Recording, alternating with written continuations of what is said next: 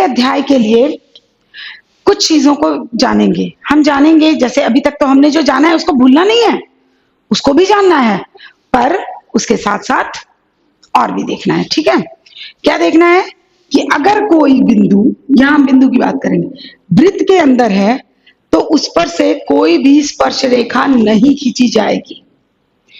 अगर कोई बिंदु वृत्त पर है तो उससे एक स्पर्श रेखा खींची जाएगी, यानी अंतः बिंदु से और वृत्त में अगर अंतः बिंदु है तो उससे कोई स्पर्श रेखा नहीं खींची जाएगी। अगर वृत्त पर कोई बिंदु है तो उससे एक स्पर्श रेखा खींची जाएगी, और अगर वृत्त के बाहर कोई बिंदु है तो दो स्पर्श रेखाएं खींची जाएंगी। तो ये जो हमारा अगला अध्याय है, इसमें बच्चों में ध्यान देना है कि वृत्त में जो ये दो स्पर्श रेखाएं किसी एक बिंदु से, एक बाह्य बिंदु से खींची जाती हैं, उनकी लंबाई जो है वो बराबर होती है। यानी वृत्त के बाह्य बिंदु से खींची गई दो स्पर्श रेखाओं की लंबाई बराबर होती है। ये हम एक प्रमेय के द्वारा जानेंगे और प्रमेय सिद्ध भी करेंगे। तो बच्चों, अभी हमने जाना कि वृत्त पर अगर वृत्त के अंदर कोई बिंदु है, मैं जस्ट पिछले वीडियो को आपको बता रही हूँ क्योंकि ये अध्याय जो है 10.2 में हमें इसकी भी जरूरत पड़ेगी। हमने पढ़ा कि अंतः बिंदु से कोई भी स्पर्श रेखा नहीं, वृत्त पर के बिंदु से एक स्पर्श रेखा, और वृत्त के बाह्य बिंदु से दो स्पर्श रेखाएं खींची जा सकती हैं। अभी पिछले वीडियो को आप थोड़ा सा रिवाइंड कर लेंगे तो आपको पता लग जाएगा। इस वीडियो में हम आगे कंटिन्यू करेंगे और हम सीखेंगे कि किसी बाह्य बिंदु से अगर एक बिंदु कॉमन उभयनिष्ठ बिंदु है, उससे अगर हम दो स्पर्श रेखाएं खींचते हैं तो दोनों की लंबाई जो है वो बराबर होगी। कैसे, अब हम देखते हैं। मान लीजिए आपकी बुक में तो दिया गया है, आपको नोट्स में भी मैं बताऊंगी कि किस प्रकार सिद्ध करना है, पर आप समझ लीजिए कि कैसे सिद्ध है। मान लीजिए यहाँ O एक केंद्र है और P एक बिंदु है जिससे हम दो बिंदु खींच रहे हैं, ए स्पर्श रेखाएं PA और PB। तो हम यहाँ लिखेंगे माना O केंद्र वाले। तो बच्चों, ये प्रमेय सिद्ध करने के लिए हमने O केंद्र वाला एक वृत्त बनाया, उस पे हमने P बिंदु से दो स्पर्श रेखाएं खींची जो कि PA और PB हैं। अब PA और PB दो स्पर्श रेखा है और OA और OB तो त्रिज्या है। तो हम जानते हैं कि त्रिज्या और स्पर्श रेखा आपस में लंब होती हैं, यानी त्रिज्या जो है वो स्पर्श रेखा पर लंब होती है। किससे? स्पर्श बिंदु पर। तो OA जो है वो लंब होगी PB पर, PA पर, और OB जो होगी वो PB पर लंब होगी। अब हमने प्रमाण करने के लिए OP को मिलाया, तो OP को मिलाने पर हमारे पास दो त्रिभुज आ गए। कौन कौन से दो त्रिभुज? ये दोनों। तो अगर मैं लूं त्रिभुज OAP और त्रिभुज OPB से, तो हमने ये दोनों त्रिभुज लिए। त्रिभुज में हमने लिया कि ये दोनों जो कोण हैं ये 90 डिग्री के हैं। OP है जो उभयनिष्ठ है, और हम जानते हैं कि वृत्त की त्रिज्या बराबर होती है, तो OA और OB आपस में क्या है? बराबर हैं। जब ये बच्चों हमारी ये कंडीशन हो गई तो हमने किस आधार पे ये किया? हमने ये 90 डिग्री है यानी RHS हमने सर्वांग समता की एक कसौटी है, यानी कि आपका 90 डिग्री का एक कोण, कर्ण और एक भुजा, इसे कहते हैं RHS, जो कि आपने 9th में पढ़ा होगा। इसमें एक कोण होता है राइट कोण यानी 90 डिग्री, हाइपोटेनस यानी कर्ण, और साइड मतलब भुजा। तो अगर किसी दो त्रिभुजों में कोण जो है वो 90 डिग्री का हो, कर्ण दोनों का बराबर हो, और एक भुजा, कोई भी भुजा जो है वो बराबर हो, तो क्या कहलाते हैं उसको? उसको हम कहते हैं कि ये जो है दोनों होंगे सर्वांगसम होंगे RHS से।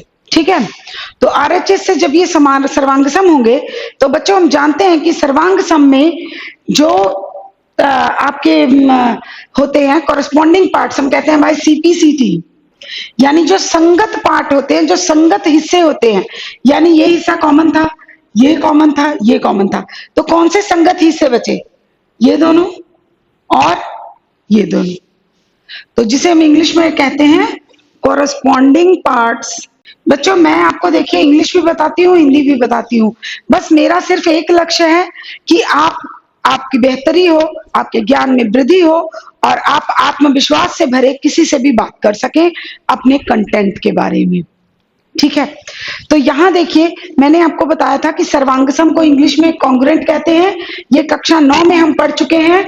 हम दो त्रिभुजों को सर्वांगसम सिद्ध करने के बाद हमेशा कहते हैं कि उसके जो बचे हुए हिस्से हैं, जो संगत हिस्से हैं, जैसे हमने संगत भुजाएं संगत कोण पढ़ा ना समरूपता में, तो यहाँ जो संगत भुजाएं थी वो ये दोनों बची और संगत कोण ये दोनों बचे। इसका मतलब पीए और पीबी, यानी हम लिख सकते हैं कि सर्वांगसम त्रिभुज के संगत भाग या संगत भुजाएं।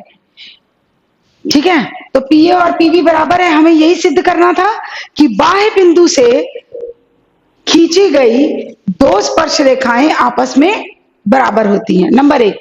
और याद रखिएगा केंद्र से स्पर्श जो भी एक बिंदु बाह्य बिंदु है उसको जब हम जोड़ते हैं तो बचे हुए कोण भी, जो कोण होते हैं वो भी समद्विभाजित होते हैं। इसे भी हम सिद्ध कर सकते हैं इसी तरह कि सर्वांगसम भुजा की संगत भुजाएं हैं और इसको लिख के लिखेंगे कि सर्वांगसम त्रिभुज के संगत कोण। तो बच्चों मुझे उम्मीद है आपको ये समझ में आया होगा। मैं फिर से एक बार कुछ नहीं दोहरा देती हूँ।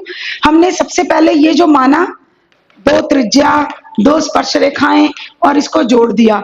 उसके बाद हमने देखा कि ये 90 डिग्री है, ये उभयनिष्ठ है और त्रिज्या बराबर होती है।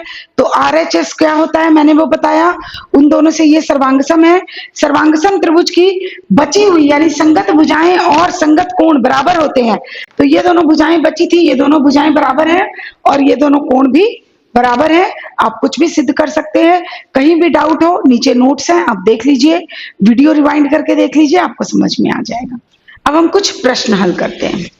देखिए बच्चों, ये आप ही के अध्याय का प्रश्न संख्या 2 है। इसमें एक आकृति दी हुई है और आकृति में दिया है कि यदि टीपी और टीक्यू, प्लीज पढ़ने की आदत डाल लीजिए। टीक्यू केंद्र O वाले किसी वृत्त पर दो बराबर स्पर्श रेखाएं इस प्रकार हैं कि एंगल POQ 110 डिग्री है तो PTQ बराबर है। देखिए बच्चों, ये एक बहुत ही आसान सी चीज है। इसमें चाहो तो मैं आपको सीधा आंसर बता सकती हूँ कि 70 डिग्री होगा, पर इसको समझ लीजिए। अगर मैं यहां बात करूं तो ये एक चतुर्भुज बनेगा। कौन कौन सा? OPTQ, ये चतुर्भुज है। तो चतुर्भुज के कोणों का योग कितना होता है? 360। हम जानते हैं कि ये दोनों क्या हैं? लंब हैं। ये दोनों लंब हैं। तो एंगल जो हमारा POQ है, एंगल OPT, चलिए मैं आपको पूरा ही लिख के बता देती हूँ। है तो ऑब्जेक्टिव, पर ऑब्जेक्टिव भी तो हल करेंगे तभी होगा। ये चारों का सम जो है वो 360 डिग्री है। तो POQ जो है आपका 110 है, ये 90 है, ये भी 90 है और ये हमें नहीं पता। अब समझ में आया कि मैंने कैसे इसको किया था? अब इसको हम करेंगे। तो एंगल PTQ कितना है? 70। मैंने आपको आसानी से ही बोल दिया था 70, पर हुआ कैसे समझ में आया ना कि चतुर्भुज के चारों कोणों का योग 360 होता है। तो हम जब ये चारों कोणों को जोड़ेंगे तो 360 होना चाहिए। तो तीन कोण हमें पता थे, 90 90 110, 90 90 180 और 10 110, 290 290 360 में से घटाया तो 70। बोलने को मैं बोल सकती थी, पर मैंने बोर्ड पे लिखा ताकि आप लोग किसी के अगर साउंड में प्रॉब्लम है या समझने में तो आप देख के समझ सकते हैं। ठीक है, तो आगे प्रश्न की तरफ बढ़े। बच्चों, ये जो हमने अभी बात की थी कि वृत्त के व्यास के दो सिरों पर खींची हुई, हमने ऐसे किया था कि अगर ये दो हैं तो ये दोनों आपस में समांतर हैं। इसी को उन्होंने कह दिया कि यहां अगर मैं व्यास यानी डायमीटर ड्रॉ कर दूं। मैंने पहले बताया था कि जीवा जो है, कोई भी जीवा वृत्त के दो सिरों को मिलाती है, परिधि के दो सिरों को, परंतु वो जीवा जो केंद्र से होकर गुजरती है उसे क्या कहते हैं? व्यास। बिल्कुल सही। तो यहां देखिए, अगर हम प्रमाण लेते हैं तो हमने लिया एक वृत्त जिसका सेंटर O है।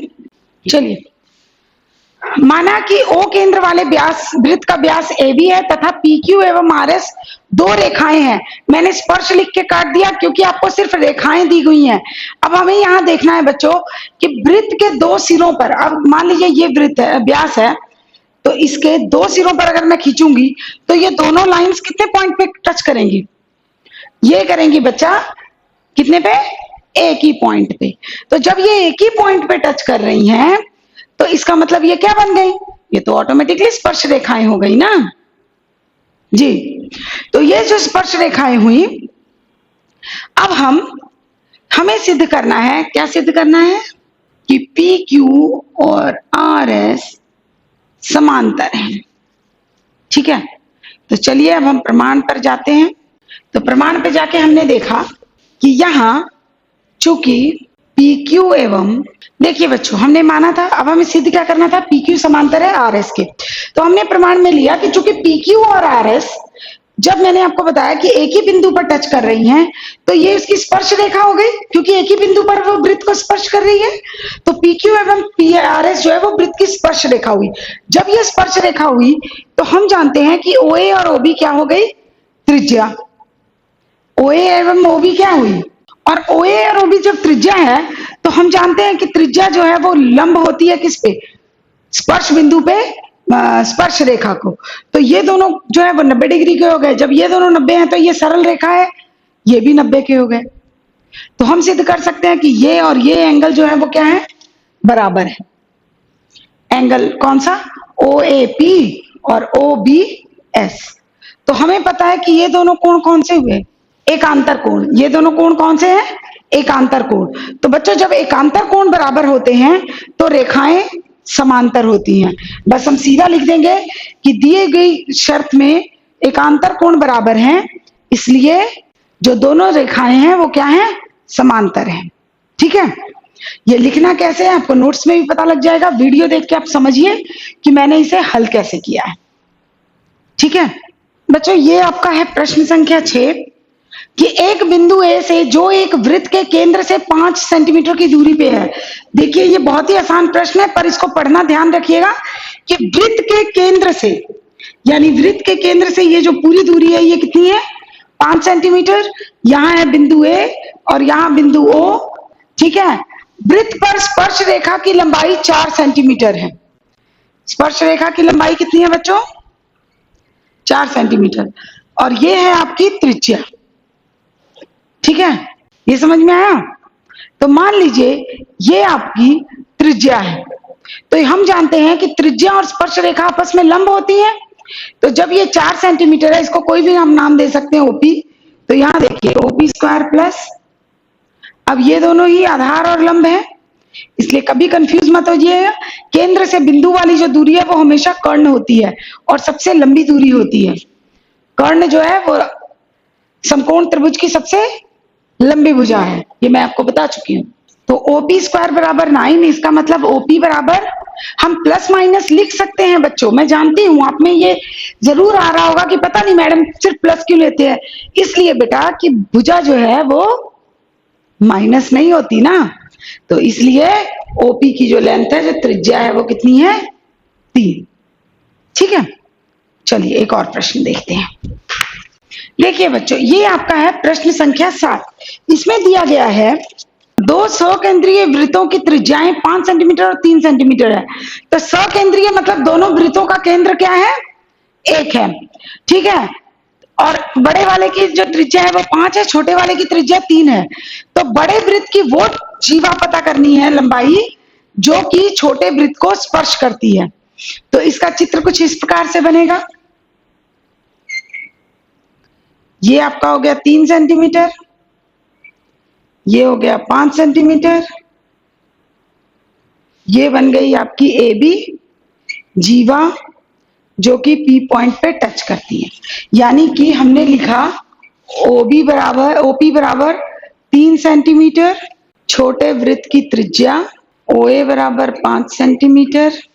तो AB वो जीवा जिसकी लंबाई पता करनी है। तो अब आपको कुछ कुछ तो समझ में आ गया होगा।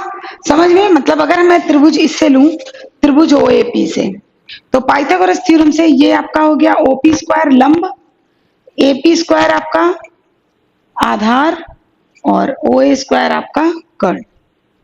तो 3 स्क्वायर प्लस AP स्क्वायर। जी हाँ बिल्कुल, 3 4 5 पाइथागोरस ट्रिपलेट है, मुझे पता है। आधे बच्चों ने तो पता भी कर लिया होगा। तो एनीवे चलिए मैं लिख ही देती हूँ। 25 घटाव 9, ठीक है, 16। तो AP स्क्वायर 16, तो एपी की वैल्यू कितनी हो गई 4। मैं प्लस माइनस माइनस नहीं लूंगी, क्यों नहीं लूंगी ये मैं बता चुकी हूं। तो बच्चे जब एपी आपका ये 4 है तो कक्षा 9 में जरा सा पीछे की तरफ जाइए, तो अगर किसी जीवा पर, यहां कक्षा 9 में पढ़ा था ना, अगर किसी जीवा पर केंद्र से लंब डाला जाता है तो वो जीवा समद्विभाजित हो जाती है। याद आया? कक्षा 9, केंद्र से जीवा पर लंब डालने से वो जीवा 2 बराबर हिस्सों में बट जाती है। तो यहां बट गई, तो मतलब अगर ये 4 है तो ये भी 4 हुआ, तो एपी अगर 4 है तो ए भी कितना होगा। ठीक है, तो देखिए बच्चों, इन प्रश्नों को ध्यान से देखिए और प्लीज बनाने की कोशिश कीजिए। मैंने बीच में एक एक दो दो स्किप किए हैं जो एक जैसे हैं, तो मुझे उम्मीद है कि आप बड़े इंटेलिजेंट बच्चे हैं, आराम से कर लेंगे। ठीक है, चलिए अब हम अगले प्रश्न की तरफ बढ़ते हैं। बच्चों ये है आपका अध्याय 10.2 का 9वां प्रश्न। ये प्रश्न है, देखिए आपको चित्र देख के थोड़ा सा लग रहा होगा कि पता नहीं कितना टफ क्वेश्चन है, इतना बड़ा इसके कथन है, तो पता नहीं क्या हम करने वाले हैं। एक्चुअली ऐसा है नहीं, ये जो है बहुत आसान प्रश्न है, बस हमें थोड़ी सी जो पहले की जानकारी है उसको हमें यूज करना है, उसका इस्तेमाल करना है। तो यहां हम देखेंगे कि एक्स वाई और एक्स डैश वाई डैश दो स्पर्श रेखाएं हैं, ठीक है, जो कि दिया हुआ है। साथ ही साथ हम ये लिखेंगे कि क्या दिया गया है। ठीक है, और स्पर्श बिंदु सी पर स्पर्श रेखा ए बी, स्पर्श बिंदु सी पर स्पर्श रेखा ए बी एक्स वाई को ए तथा X dash Y dash B को बी पर प्रतिच्छेदित करती है। ये यहां और ये यहां। ठीक है, तो ए बी भी एक क्या है, ए बी भी एक स्पर्श रेखा है और सी जो है स्पर्श बिंदु है। ठीक है, तो हम प्रमाण के लिए पहले हमें क्या सिद्ध करना है। बच्चों प्रश्न हमने लिखा, हमने चित्र देखा, हमने उस प्रश्न की जो कथन है उसका, उसमें से इंफॉर्मेशन निकाली। अब हम प्रश्न, मेरे लिखने का सिर्फ और सिर्फ ये मतलब होता है कि आपको किताब में प्रश्न देख के हो सकता है बड़ा लगे या मुश्किल लगे, पर होता नहीं है। मैं इसीलिए आपके सामने प्रश्न लिखने के बाद इसमें से जानकारी निकालती हूँ, ताकि आपको समझ आ जाए कि किसी भी प्रकार का प्रश्न हो उसमें से जानकारी कैसे निकालनी है। क्योंकि बच्चों जब हम जानकारी निकालते हैं तो भी अगर 4 नंबर का प्रश्न है, हमें 1 नंबर जरूर मिल जाता है कि क्या दिया गया है, क्या सिद्ध करना है। इतना अगर मैं कर देती हूं तो ठीक है। जब हम प्रमाण करेंगे तो हम एक रचना भी करेंगे, हम ओ और सी को मिला देंगे। हमने क्या किया, इनको कोणों को मान लिया, ये अगर ए, ये बी, ये सी, ये डी।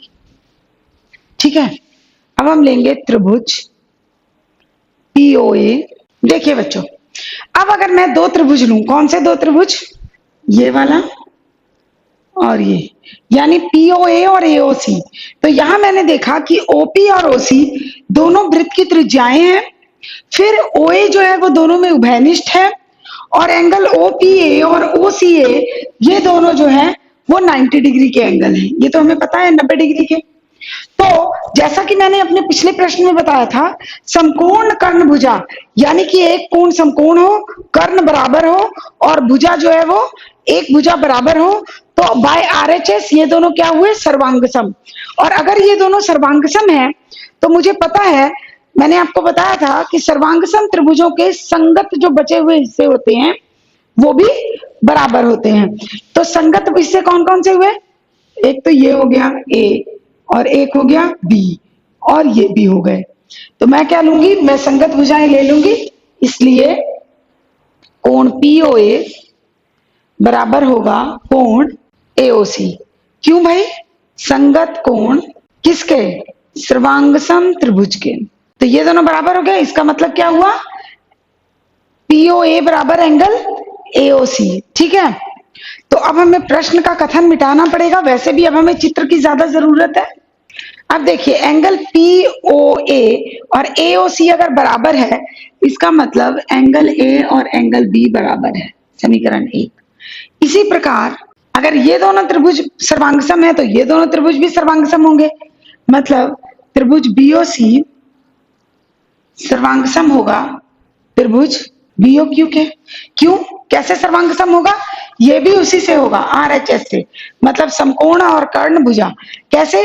ये उभयनिष्ठ, ये क्या हुई त्रिज्या ओ क्यू और ओसी, और ये 90 डिग्री का कोण। ठीक है, तो जब ये सर्वांग सम है इसलिए इसके भी कोण बीओसी और कोण बीओक्यू बराबर होंगे। क्यों?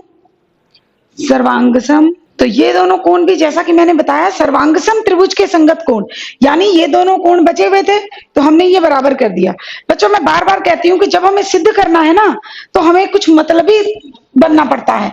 मतलब मुझे इस कोण से भी मतलब नहीं है, मैं करने को कर सकती थी कि ये दोनों भी बराबर है, पर मैं इसको क्यों करूंगी? मुझे सिद्ध तो करना है कि एंगल एओबी जो है वो 90 डिग्री है, तो मेरा पूरा ध्यान कहाँ होगा? इस पे।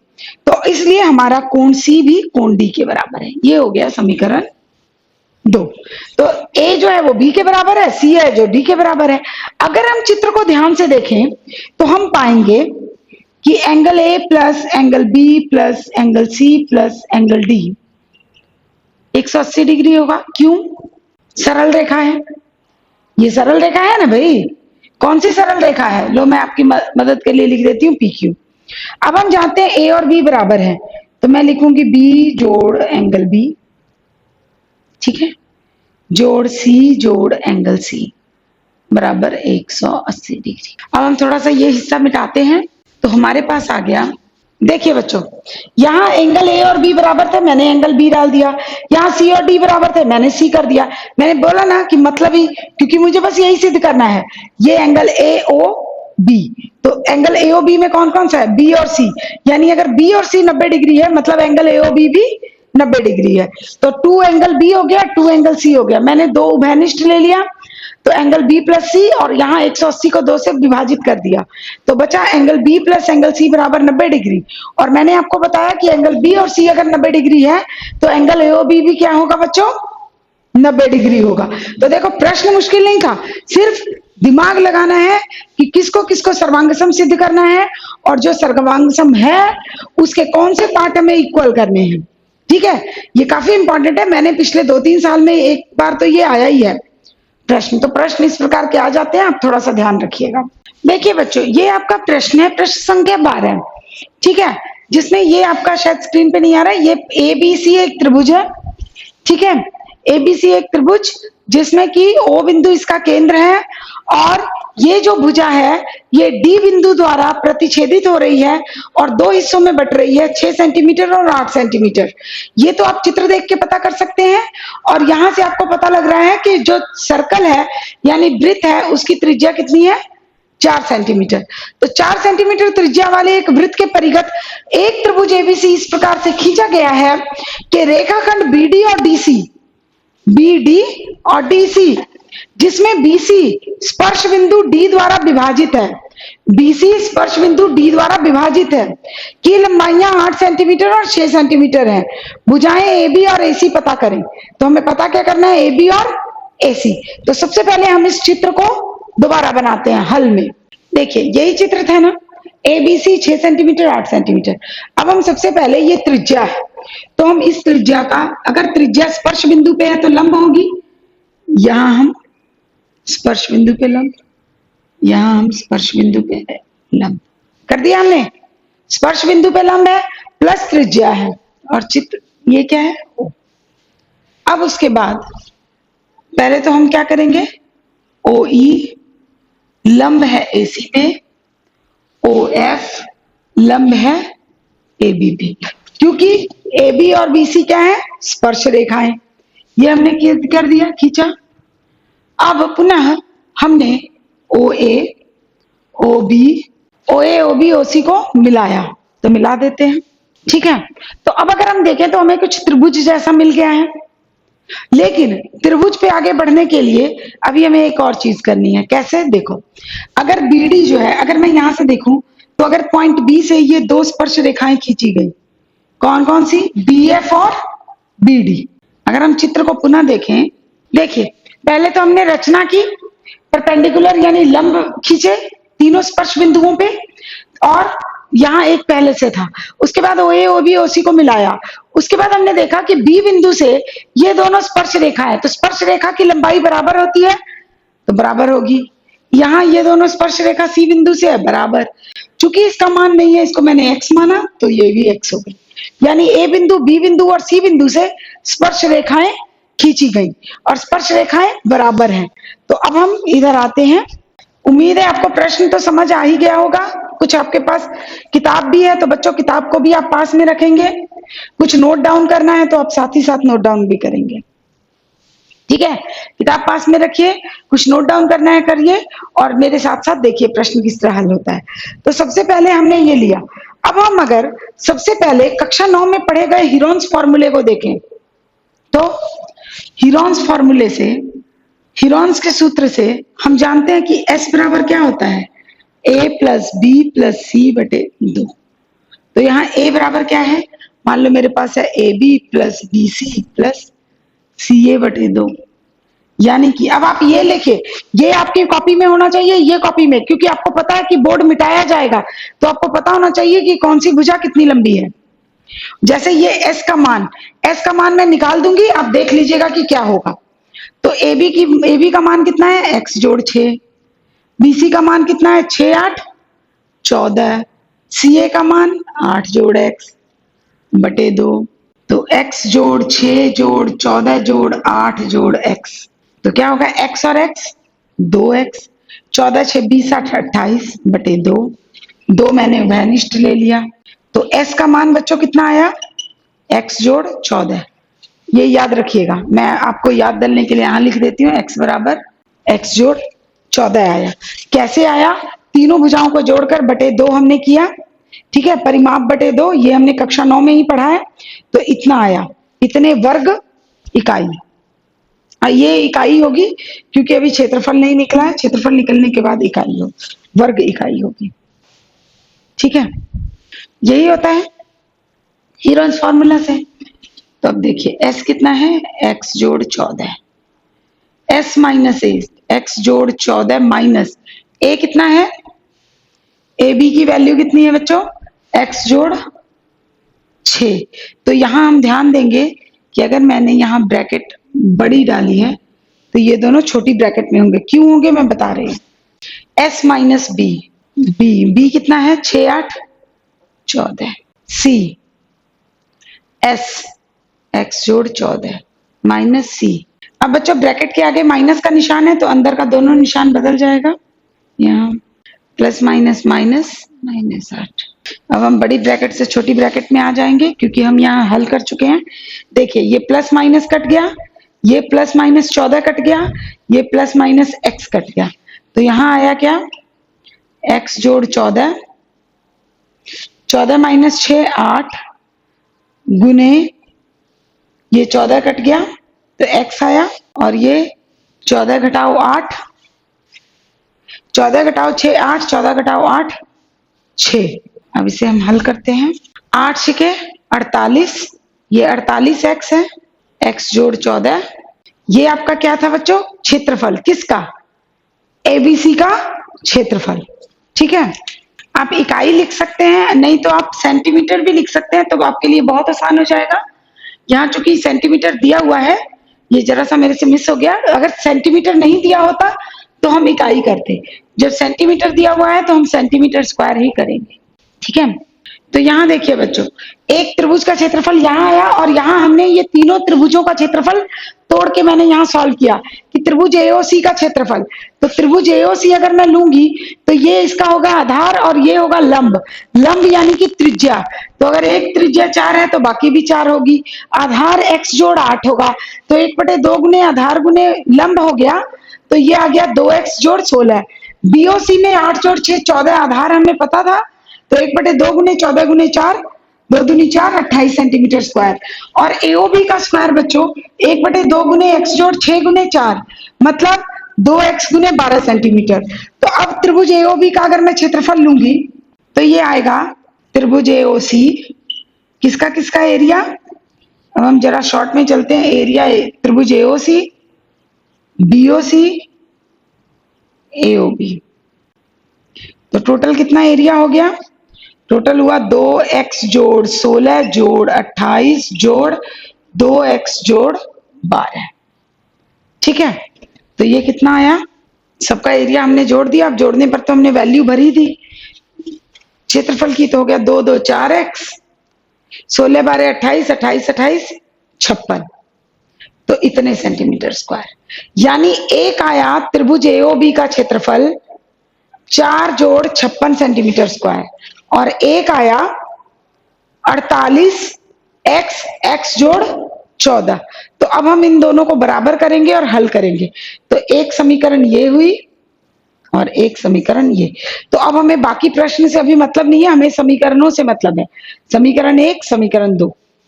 ठीक है, इसको चाहे तो आप हल कर सकते हैं, 48x स्क्वायर प्लस 48 गुने 14, तो उसमें आप इसका वर्गमूल निकाल सकते हैं। हम देख लेते हैं, नहीं तो हम इसका वर्ग करेंगे। यहां मैंने 4 उभयनिष्ठ ले लिया। ठीक है, अब मैं दोनों का वर्ग करूंगी तो ये हो जाएगा 48x x जोड़ 14, 4 का वर्ग हो जाएगा 16, और इसका हो जाएगा x स्क्वायर जोड़, ये किस फॉर्मूले से हुआ, a plus B whole square, 14 को 196। ठीक है बच्चों, यहाँ समीकरण 1 बराबर 2 है, तो हम 48x x प्लस 14 और इसका वर्ग करेंगे तो 4 का वर्ग कितना होगा, 4 का वर्ग 16 होगा, और यहाँ हम इसका वर्ग तोड़ देंगे, तो यहाँ हमारे पास आ गया 4 चौके 16 X square 2ab plus B square. आप लोगों को मैं बार बार हमेशा याद दिलाती रहती हूँ कि जब भी हम फॉर्मूला लिखेंगे तो हम याद रखेंगे कि वो किस तरह से टूटता है।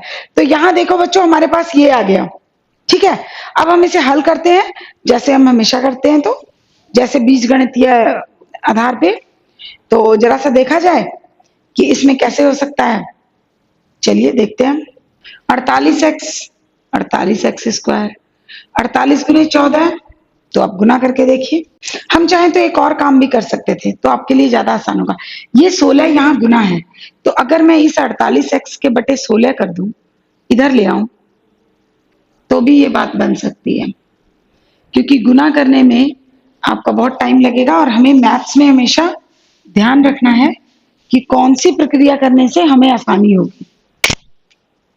तो ये होगा 3x x प्लस 14 बराबर x स्क्वायर जोड़ 28x प्लस 196। तो अब जरा सा हम इसे हल करें, 3x square plus 42x minus x square minus 28x, मैं सबको एक तरफ ले आई, तो ये मेरे पास एक समीकरण आई है। इस समीकरण को अब हम हल करेंगे।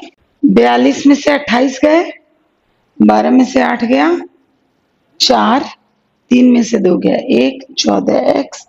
अब देखिए माइनस 196। अब मैं सबको अगर 2 से भाग दे दूंगी, तो अब अगर मैं सबको 2 से भाग दूंगी तो ये आएगा एक्स स्क्वायर प्लस 7x। तो इसका अब हम वर्गमूल पता करेंगे, सॉरी, इसका द्विघातीय समीकरण हम तोड़ेंगे। तो द्विघातीय समीकरण तोड़ने में आप देखिए, हम इसको ऐसे कर सकते हैं, 14 सतह 98 होता है। देखिए बच्चों, यहाँ हमने द्विघाती समीकरण हल की, यहाँ 2 से भाग दिया, 2 से भाग देने पे ये x square plus 7x minus 98 आ गया, तो 14 सतह 98 होता है, और 14 में से 7 गया 7, तो x कॉमन ले लिया, x जोड़ 14 माइनस 7 x जोड़ 14, तो x माइनस 7 x जोड़ 14।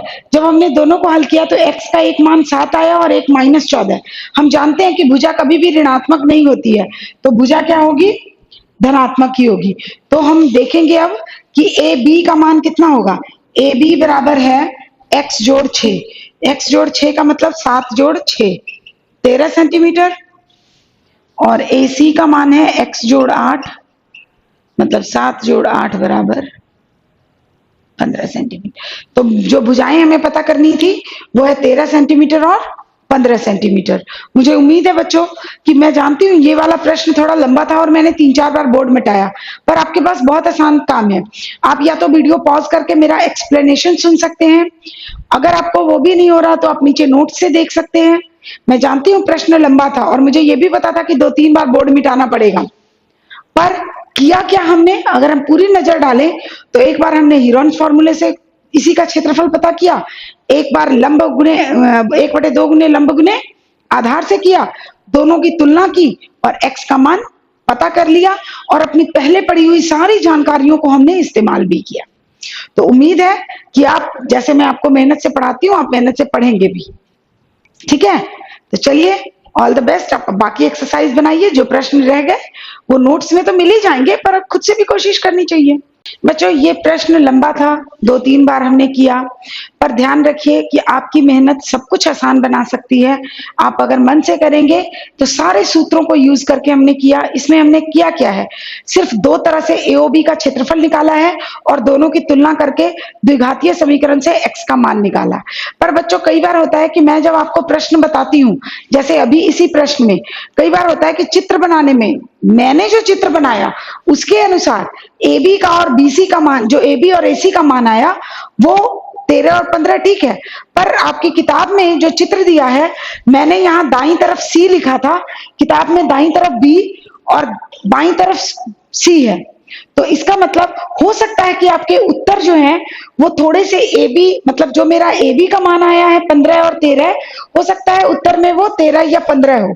वीडियो में मेरा मतलब सिर्फ समझाना ये होता है कि किस प्रकार इस तरह के प्रश्नों को हल करना है। उसमें कोई जरूरी नहीं है कि मैं एग्जैक्ट करूं, मैं बाएं की जगह दायां, दाएं की जगह बायां कर सकती हूँ कंसेप्ट बताने के लिए। ठीक है, यहाँ देखिए बच्चों, कुछ वर्ड हैं जैसे हम लोग हर चैप्टर के अंत में करते हैं। वृत्त को इंग्लिश में कहते हैं सर्कल, छेदक रेखा सीकेंट, समांतर को पैरेलल, स्पर्श रेखा टेंजेंट, स्पर्श बिंदु point of contact, Sampati coincident, त्रिज्या रेडियस, व्यास डायमीटर, केंद्र सेंटर। तो मैंने कोशिश किया कि मैं सारे शब्दों का अर्थ बता दूं, फिर भी जो रह जाए तो आप प्लीज या तो डिक्शनरी में देखिए या मुझे मैसेज कर दीजिए तो पता लग जाएगा।